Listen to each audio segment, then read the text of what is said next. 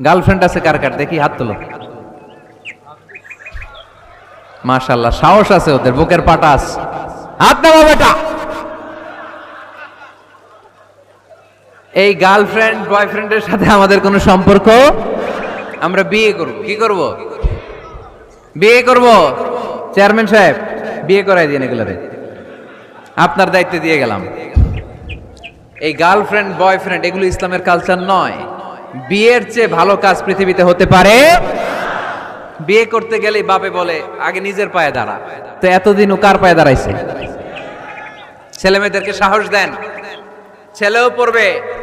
ওই যে একজন চিল্লান দিয়ে উঠছে, ওর কমন পড়ছে, কমন পড়ছে। মাশাআল্লাহ।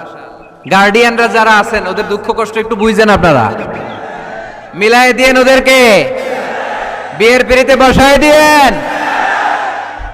বিয়েতে কল্যাণ, বিয়েতে বরকত। বিয়ের মতো ভালো কাজ হতে পারে না। সব নবীরা বিয়ে করেছেন। আর নিকাহ মিন সুন্নতি, বিয়ে আমার সুন্নাত। ফামান রাগিবা আন সুন্নতি ফালাইসা মিন্নি, যে আমার সুন্নতকে ভালোবাসে না সে আমার উম্মত হতে পারে না। বিয়েটাকে সহজ করে দেন। যেই সমাজে বিয়ে সহজ ওই সমাজে জিনা কঠিন, তাই না? যেই সমাজে জিনা সহজ ওই সমাজে বিয়ে কঠিন। আমাদের সমাজে জিনা করা সহজ, বিয়ে করতে লাগে 10 লাখ, জিনা করতে লাগে 1000। ঠিক কি না? 10 লাখ টাকা ছাড়া বিয়ে করা যায় না। এটা লাগবে, ওইটা লাগবে, এই দাও, ওই দাও, মোহর দাও, বিশাল অঙ্কের মোহর। 10 লক্ষ টাকা ধার্য না করলে মেয়ে দিবে না। এরকম আছে না নাই? না, এগুলো আসলে ইসলামিক কালচার না। ছেলের বাবা মেয়ের বাবা উভয়কে আমি বলি বিয়েটা সহজ করে দেন, সহজ করে দেন।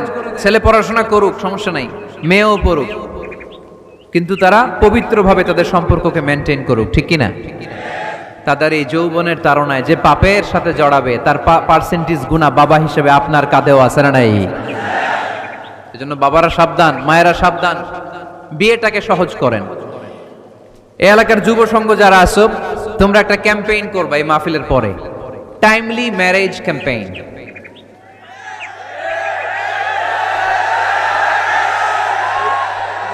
Timely marriage campaign. সময় মতো বিয়ে দিতে হবে, দেরি করা যাবে। বাপ মা বুঝে না, একজনকে হুজুর আব্বাই বুঝে না। গার্ডিয়ান যারা আছেন একটু সদয় হন। ওরা যে পাপের সাথে, পাপের রাস্তা যে ওরা চিনে যাচ্ছে, পাপের পথে যে জড়িয়ে যাচ্ছে, আল্লাহর সুপ্রিম কোর্টের কাঠগড়ায় আসামি করে আল্লাহ সেদিন আপনারে দাঁড় করাবে। আল্লাযীনা হুম লিফুরুজিহিম হাফিজুন, দে গার্ড देयर প্রাইভেটস। মুকদ্দামাতুল হারামে হারাম, এট এ গ্ল্যান্স। একটা নারীর দিকে চোখ পড়ে যাওয়া এটা হারাম না, কিন্তু এই চোখ পড়ার কারণে এটা জেনার দিকে নিয়ে যাবে, এজন্য এটাকেও হারাম করেছে কে? মুকদ্দামাতুল হারামে হারাম। এই নজরটা বড় খারাপ। আর নাযার সাহামুন মাসমুমুন মিন সিহামি ইবলিস। এই নজর হচ্ছে শয়তানের বিষ মাখানো তীরের মধ্যে থেকে একটা ভয়ঙ্কর তীর।